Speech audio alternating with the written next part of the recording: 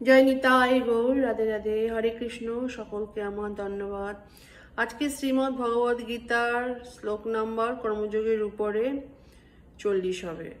আমার প্রণাম নেবেন।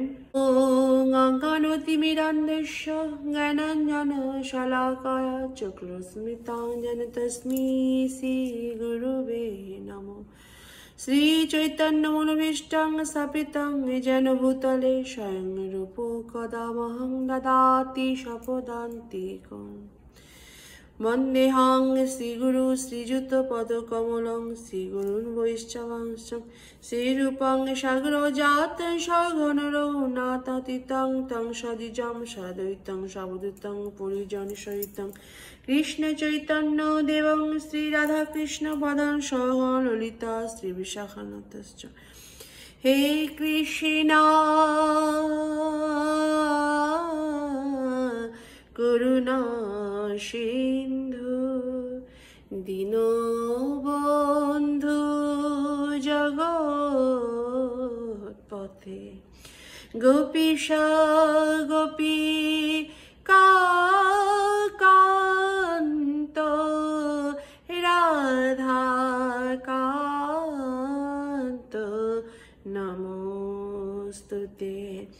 তপ্ত কাঞ্চনা গৌরাঙ্গী রাধে বৃন্দাবনেশ্বরী বৃষভানুসুতে দেবী প্রণমামি হরি প্রিয়ে। রাধাষ্টমী হয়ে গেল। জয় শ্রী কৃষ্ণ চৈতন্য প্রভু নিত্যানন্দ শ্রী অদ্বৈত গদাধর শ্রীবাসাদি গৌর ভক্তবৃন্দ। হরে কৃষ্ণ হরে কৃষ্ণ কৃষ্ণ কৃষ্ণ হরে হরে হরে রাম রাম রাম হরে হরে নিতাই গৌর রাধে হরে কৃষ্ণ হরে রাম। বাঞ্ছাকল্পতরুভ্যশ্চ কৃপা সিন্ধুভ্য এব চ পতিতানাং পাবনেভ্যো বৈষ্ণবেভ্যো নমো নমঃ। শ্লোক নাম্বার 40। ইন্দ্রিয়াণি মনোবুদ্ধিরেষধিষ্ঠানমুচ্যতে এতৈ বিমোহয়তস্য জ্ঞানমাবৃত্য দেহিনাম। গীতার গান।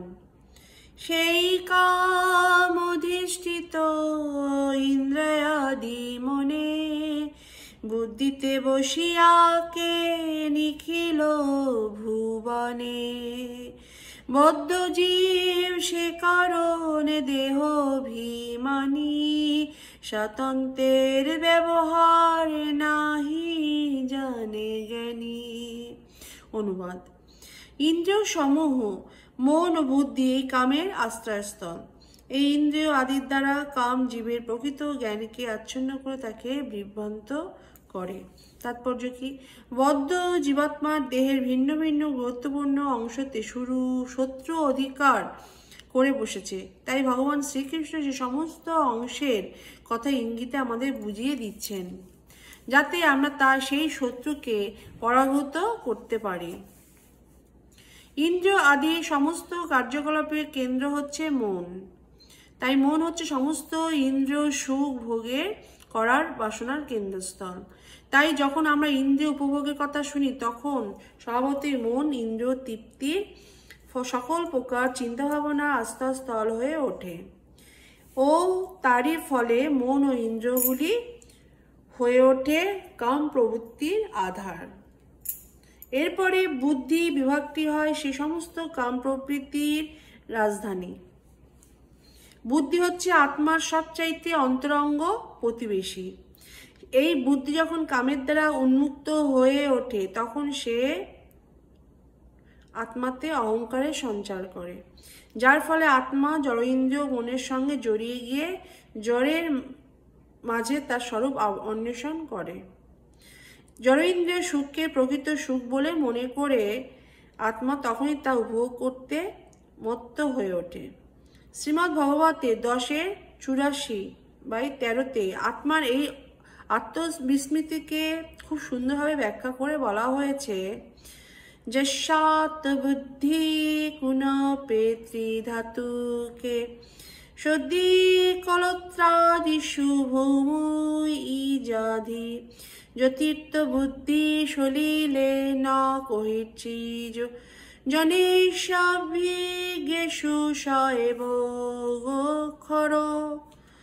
যে ত্রিধাতু সমন্বিত এই জড়দেহকে পরম প্রেমাস্পদ আত্মা, স্ত্রী, পুত্রদিকে আত্মীয়, পার্থিব জনস্থানকে পূজনীয় মনে করে এবং তীর্থস্থানে গিয়ে কেবলমাত্র নদীতে স্নান সেরে চলে আসে, কিন্তু পরমাত্মিক জ্ঞানসম্পন্ন সেখানকার মানুষদের সঙ্গে ভগবত তত্ত্ব আলোচনা করে না, সে একটি গাধা অথবা গরু। জয় নিতাই গৌর, রাধে রাধে, হরে কৃষ্ণ। সকলকে আমার ধন্যবাদ। শ্রীমদ্ ভগবদ গীতা কি জয়। বাঞ্ছা কল্পতরুভ্যশ্চ কৃপা সিন্ধুভ্য এবচ পতিতানাং পাবনেভ্য বৈষ্ণবেভ্যো নমো নমঃ। জয় শ্রীকৃষ্ণ চৈতন্য প্রভু নিত্যানন্দ শ্রী অদ্বৈত গদাধর শ্রীবাসাদি গৌর ভক্তবৃন্দ। হরে কৃষ্ণ কৃষ্ণ কৃষ্ণ হরে হরে, হরে রাম রাম রাম রাম হরে হরে। জয় নিতাই গৌর।